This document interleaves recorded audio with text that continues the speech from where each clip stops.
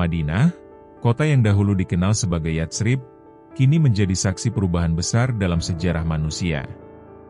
Di bawah kepemimpinan Nabi Muhammad, kota ini bertransformasi menjadi pusat peradaban Islam yang baru, tempat kaum Muhajirin dan Ansor bersatu dalam ikatan persaudaraan yang kuat.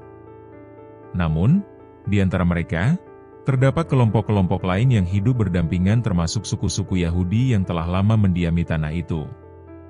Ketika piagam Madinah disepakati, tampaknya perdamaian telah tercapai. Kaum Muslimin dan Yahudi berjanji untuk hidup dalam harmoni, saling membantu, dan tidak saling mengkhianati. Namun, di balik janji itu, ada benih-benih iri dan kebencian yang mulai tumbuh, terutama setelah kemenangan luar biasa kaum Muslimin dalam Perang Badar. Di sudut pasar Madinah, ketegangan semakin terasa. Bani Kainuko, salah satu suku Yahudi yang kuat dalam perdagangan dan pertukangan, mulai menunjukkan permusuhan mereka secara terang-terangan. Ejekan dan provokasi mereka terhadap kaum Muslimin semakin berani, hingga suatu hari, sebuah insiden kecil berubah menjadi pemicu perselisihan besar. Seorang wanita muslimah yang datang ke pasar mereka dipermalukan secara keji, hingga seorang laki-laki muslim yang membelanya harus meregang nyawa. Saat darah pertama tertumpah, kedamaian pun retak. Api pengkhianatan telah dinyalakan, dan hukuman atas perbuatan mereka sudah diambang pintu. Saudaraku yang Allah rahmati, puja dan puji syukur marilah kita panjatkan kehadirat Allah Ta'ala, yang senantiasa mencurahkan nikmat-Nya kepada kita. Sholawat dan salam tak lupa semoga senantiasa tercurah kepada Nabi Muhammad SAW, juga untuk keluarganya, para sahabatnya, tabi'in, tabi'ut tabi'in sampai kepada kita selaku umatnya. Saudaraku yang Allah rahmati, pada kesempatan yang penuh berkah ini, insya Allah kita akan membahas tentang kejadian penting masa kepemimpinan Nabi Muhammad di Madinah, tepatnya pasca kemenangan kaum Muslimin di Perang Badar, yakni pengkhianatan yang dilakukan kaum Yahudi terhadap kaum Muslimin. Saudaraku yang Allah rahmati, untuk membuka pertemuan kita kali ini, mari kita ucapkan ayatul basmalah.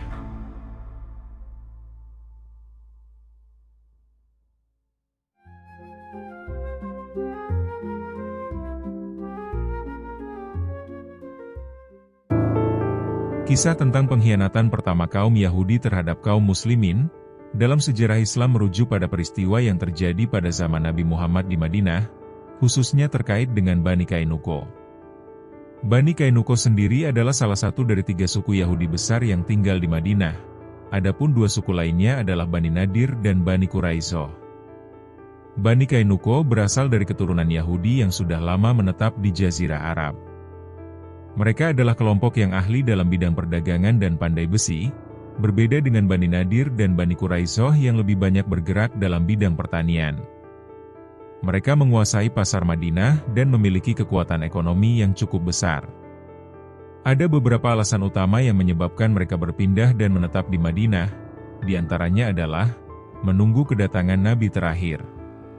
Salah satu alasan utama kaum Yahudi pindah ke Yatsrib atau Madinah adalah karena dalam keyakinan mereka, mereka percaya bahwa seorang Nabi terakhir akan muncul di Jazirah Arab.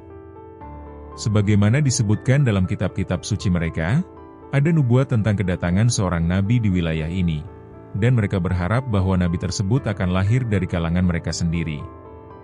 Ketika Nabi Muhammad akhirnya yang diutus, mereka justru menolaknya karena beliau berasal dari keturunan Ismail, bangsa Arab, bukan dari keturunan Ishak bangsa Bani Israel. Hal ini memicu kecemburuan dan permusuhan di antara mereka terhadap kaum Muslimin. Selain itu menetapnya mereka di Yatsrib sebagai pelarian dari penindasan dan peperangan. Pada masa sebelum Islam, kaum Yahudi mengalami berbagai penindasan di beberapa wilayah, termasuk oleh bangsa Romawi dan Persia. Mereka mencari tempat yang lebih aman untuk hidup, dan Yatsrib menjadi salah satu tujuan karena memiliki kondisi yang lebih stabil dibandingkan dengan daerah lain saat itu. Selain itu juga kondisi alam dan sumber daya di Yatsrib yang menguntungkan. Yatsrib memiliki tanah yang subur dengan banyaknya kebun kurma serta sumber air yang mencukupi. Ini menjadikannya tempat yang ideal bagi kaum Yahudi untuk menetap, bertani, dan berdagang. sehingga memiliki peluang ekonomi yang bagus untuk meningkatkan perekonomian mereka. Sebelum kedatangan Islam, masyarakat Arab di Yatsrib terdiri dari dua suku besar, yaitu Aus dan Khazraj, yang sering berperang satu sama lain. Kaum Yahudi memanfaatkan konflik ini dengan cara memberikan pinjaman berbunga tinggi dan menjual senjata kepada kedua belah pihak. Selain itu, mereka juga menguasai sektor ekonomi, terutama dalam perdagangan emas, perhiasan, dan senjata. Suku Yahudi Bani Kainuko misalnya, dikenal sebagai pandai besi yang handal dan memiliki peran penting dalam perekonomian kota. Bangsa Yahudi juga terkenal sebagai komunitas yang sering berpindah tempat atau diaspora. Setelah beberapa kali terusir dari tanah mereka, seperti akibat kehancuran Baitul Maqdis oleh bangsa Babilonia dan Romawi, mereka tersebar ke berbagai daerah termasuk Jazirah Arab. Kedatangan mereka ke Yatsrib merupakan bagian dari upaya untuk mencari tempat baru yang lebih aman dan menguntungkan. Ketika Nabi Muhammad hijrah ke Madinah, beliau membuat piagam Madinah, yang berisi kesepakatan untuk hidup berdampingan dengan damai antara kaum muslimin dan suku-suku Yahudi, termasuk Bani Kainuko. Dalam piagam ini, mereka setuju untuk tidak berkhianat, tidak menyerang kaum muslimin, serta akan bekerja sama dalam menjaga keamanan Madinah. Namun, setelah kemenangan besar kaum muslimin dalam Perang Badar tahun 2 Hijriah atau tahun 624 Masehi, kaum Yahudi Bani Kainuko merasa iri dan mulai menunjukkan permusuhan mereka. Mereka meremehkan kemenangan kaum muslimin dan menantang Nabi Muhammad dengan berkata, "Wahai Muhammad, jangan tertipu oleh kemenanganmu melawan kaum Quraisy. Jika engkau memerangi kami, engkau akan tahu siapa sebenarnya kami." Selain itu, mereka mulai mengganggu kaum muslimin. Salah satu kejadian yang sangat terkenal adalah pelecehan terhadap seorang wanita muslimah di pasar Bani Kainuko. Pada suatu hari, seorang wanita muslimah pergi ke pasar milik Bani Kainuko untuk membeli barang keperluan. Pasar ini merupakan pusat perdagangan yang banyak dikendalikan oleh kaum Yahudi. Saat wanita ini sedang bertransaksi dengan seorang pedagang Yahudi, beberapa laki-laki Yahudi di sekitar mulai mengganggunya dengan kata-kata tidak senonoh. Wanita muslimah tersebut tetap menjaga kehormatannya dan berusaha mengabaikan ejekan mereka. Namun, salah seorang Yahudi yang jahat kemudian melakukan tindakan keji. Dengan diam-diam mengikat ujung jilbab atau pakaian wanita tersebut ke bagian belakang tubuhnya. Akibatnya, ketika wanita itu berdiri, auratnya tersingkap, membuat orang-orang di sekitar menertawakannya. Wanita muslimah itu merasa sangat terhina dan berteriak meminta pertolongan. Seorang laki-laki muslim yang kebetulan berada di tempat kejadian segera datang untuk membelanya.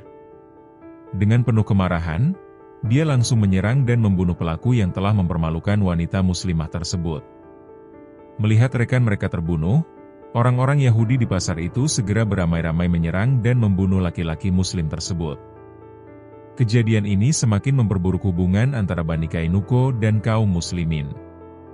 Ketika berita mengenai pelecehan ini sampai kepada Nabi Muhammad, beliau sangat marah karena tindakan itu bukan hanya penghinaan terhadap wanita muslimah, tetapi juga pengkhianatan terhadap piagam Madinah, yang telah disepakati oleh Bani Kainuko untuk hidup berdampingan dengan kaum muslimin secara damai. Sebagai tanggapan atas tindakan keji ini dan ancaman terbuka yang sebelumnya telah mereka lontarkan terhadap kaum muslimin, Nabi Muhammad segera mengambil langkah tegas dengan mengepung perkampungan Bani Kainuko. Beliau segera memerintahkan pasukan muslim untuk mengepung perkampungan Bani Kainuko yang terletak di dalam kota Madinah. Pengepungan berlangsung selama 15 hari. Selama pengepungan, Bani Kainuko tetap bertahan di benteng mereka tanpa perlawanan berarti. Akhirnya, setelah kehabisan persediaan makanan dan merasa tidak mungkin menang, mereka menyerah kepada Rasulullah.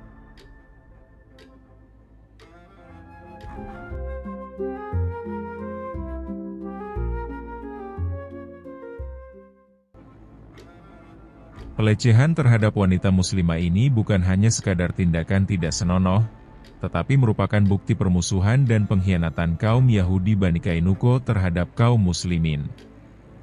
Dengan demikian, kaum Yahudi ini telah melanggar perjanjian yang diadakan di antara mereka dengan Rasulullah Shallallahu Alaihi Wasallam. Menurut riwayat At-Tabari dan Al-Waqidi, terjadinya pengepungan ini terjadi di bulan Syawal tahun kedua Hijriah.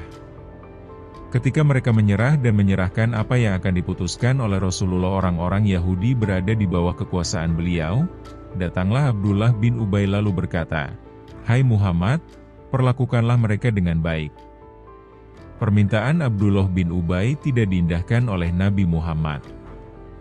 Abdullah bin Ubay mengulangi lagi permintaannya, tetapi beliau berpaling muka. Abdullah bin Ubay kemudian memasukkan tangannya ke dalam baju besi Rasulullah. Wajah beliau berubah kemudian marah dan berkata, "Tinggalkan aku." Beliau tampak sangat marah hingga raut wajahnya memerah. Beliau kembali mengulangi ucapannya sambil memperlihatkan kemarahannya, "Celaka engkau. Tinggalkan aku." Abdullah bin Ubay menjawab, "Tidak, demi Allah. Aku tidak akan meninggalkanmu sebelum Anda memperlakukan para sahabatku itu dengan baik."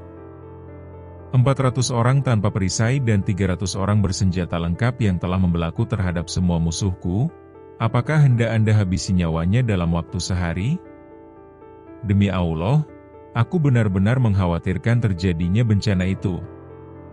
Nabi Muhammad akhirnya berkata, "Mereka semua kuserahkan kepadamu, dengan syarat mereka harus keluar meninggalkan Madinah dan tidak boleh hidup berdekatan dengan kota ini."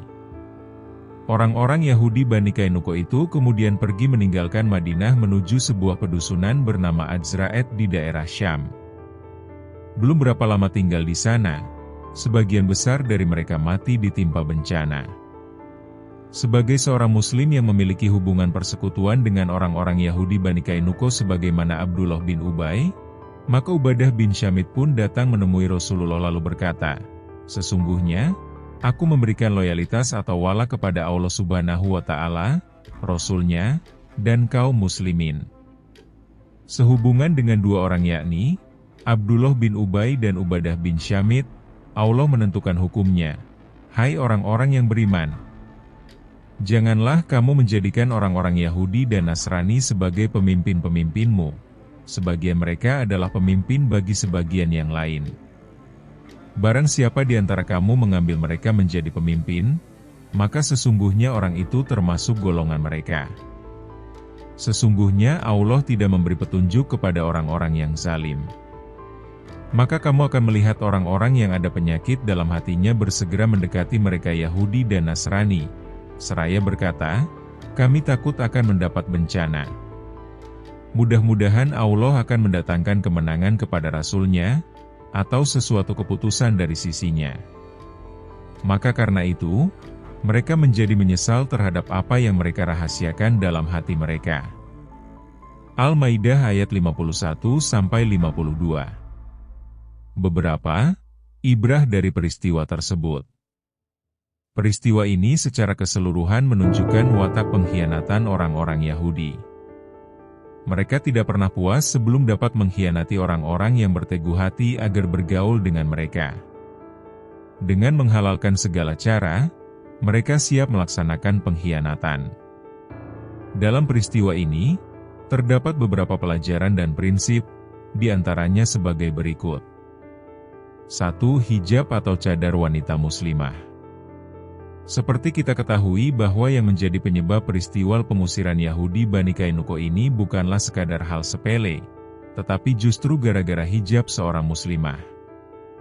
Orang Yahudi memulainya dengan cara berusaha memaksa untuk membuka aurat seorang wanita muslimah ketika wanita tersebut duduk di pasar mereka untuk menyepuhkan perhiasannya.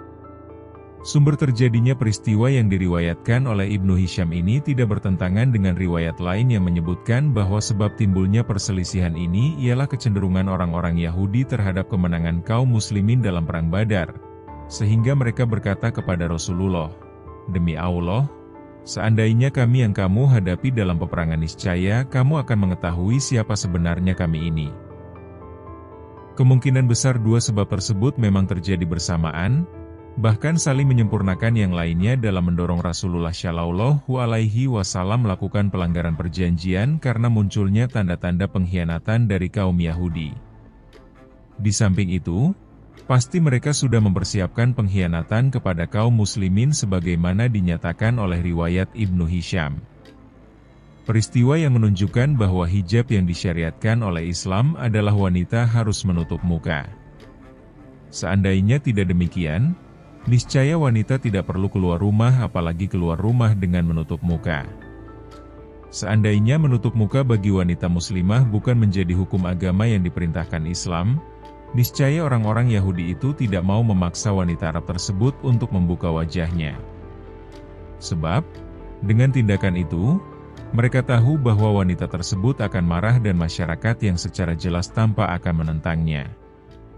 Mungkin ada orang yang membantah bahwa peristiwa yang diriwayatkan oleh Ibnu Hisham ini terdapat sedikit kelemahan dalam periwayatannya, sehingga tidak kuat untuk menetapkan hukum seperti ini.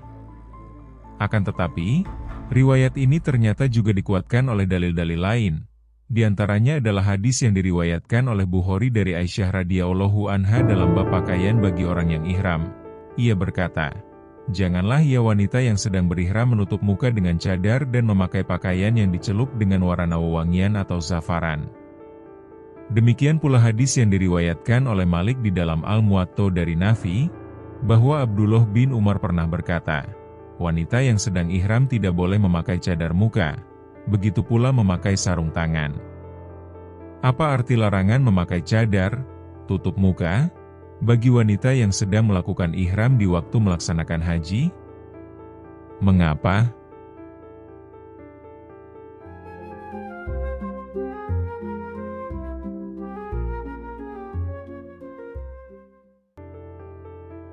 Larangan ini khusus bagi wanita saja, tidak termasuk lelaki.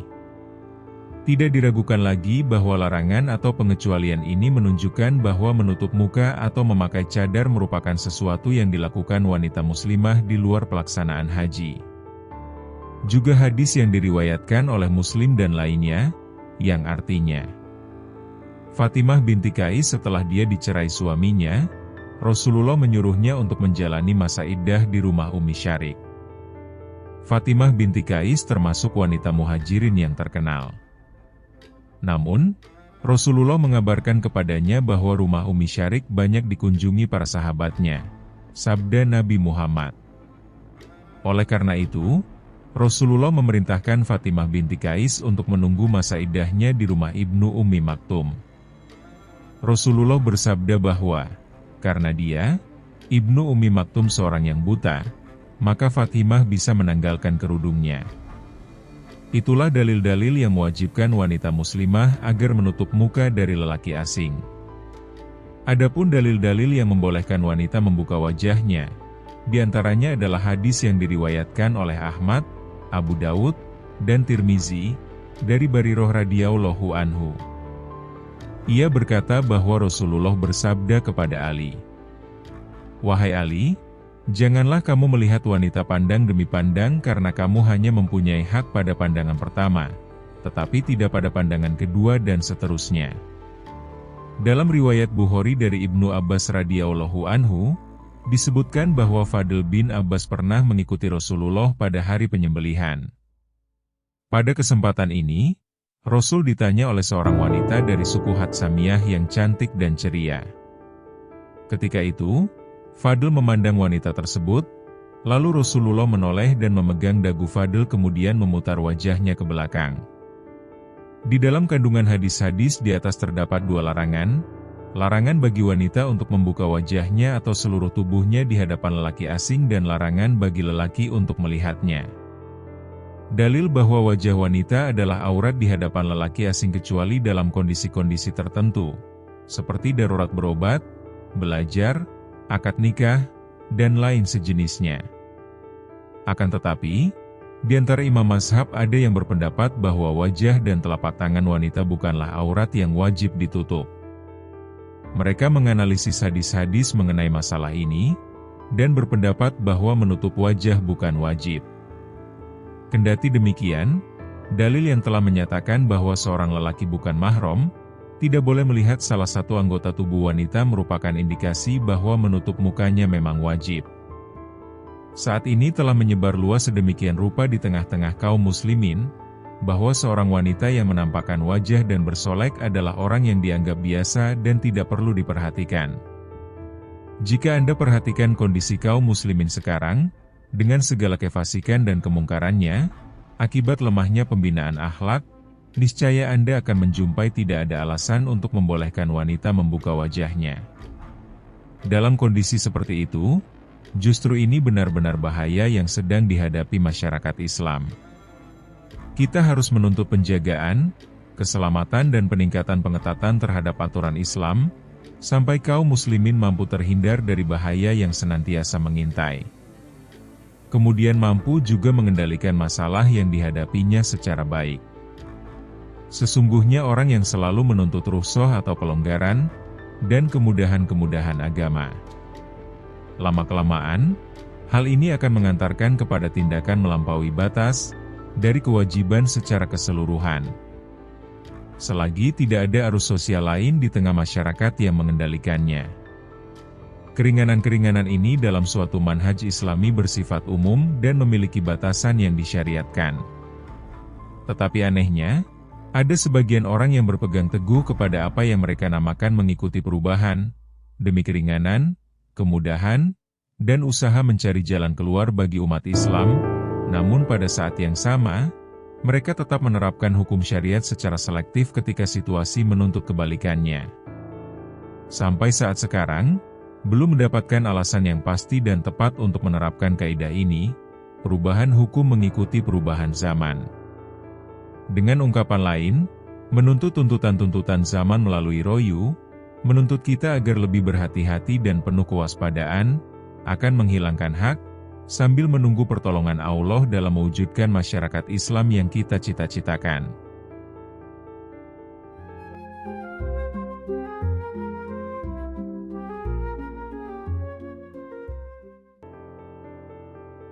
Dua insiden yang timbul karena Yahudi Bani Kainuko. Ini menunjukkan kedengkian yang terpendam dalam hati mereka selama ini terhadap kaum muslimin. Dan bukti kedengkian ini muncul dan terbongkar setelah sekitar 3 tahun mereka memendamnya. Hal ini karena yang menyulut kedengkian mereka selama ini yaitu peristiwa kemenangan kaum muslimin di Perang Badar, suatu kemenangan yang belum pernah mereka bayangkan sama sekali. Hati mereka terbakar oleh kedengkian dan kebencian. Sementara mereka tidak memiliki kesempatan untuk menumpahkannya, sehingga mereka melakukan tindakan jahat itu. Ketika mereka melihat kaum muslimin mendapat kemenangan dalam peperangan Badar, mereka semakin kecewa dan semakin keras kepala. Mereka juga memupuk dendam terhadap Islam ketika mereka menyaksikan kemenangan kaum muslimin dalam perang Badar. Mereka semakin gusar dan kecewa terhadap kaum muslimin. Oleh karena itu, mereka mulai menampakkan kebencian mereka terhadap kaum muslimin. Ibnu Jarir meriwayatkan bahwa Malik bin Syaif, setelah seorang Yahudi berkata kepada sebagian kaum muslimin ketika mereka kembali dari perang Badar, "Janganlah kamu tertipu oleh kemenangan terhadap kaum Quraisy yang tidak mengerti ilmu peperangan. Seandainya kalian menghadapi kami, niscaya kalian tidak akan berdaya." 3. Perlakuan Islam kepada orang munafik.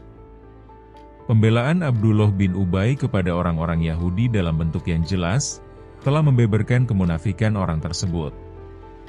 Dari sikapnya itu jelaslah sudah bahwa dia adalah seorang munafik tulen, yang menyimpan kedengkian, kebencian terhadap kaum muslimin.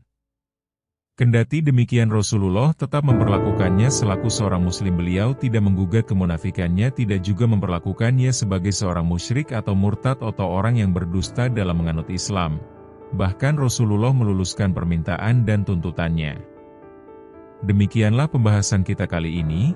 Semoga dapat bermanfaat bagi kita semua dan dapat menambah ketakwaan kita kepada Allah Ta'ala. Mari kita tutup dengan mengucapkan ayatul hamdalah. Alhamdulillah.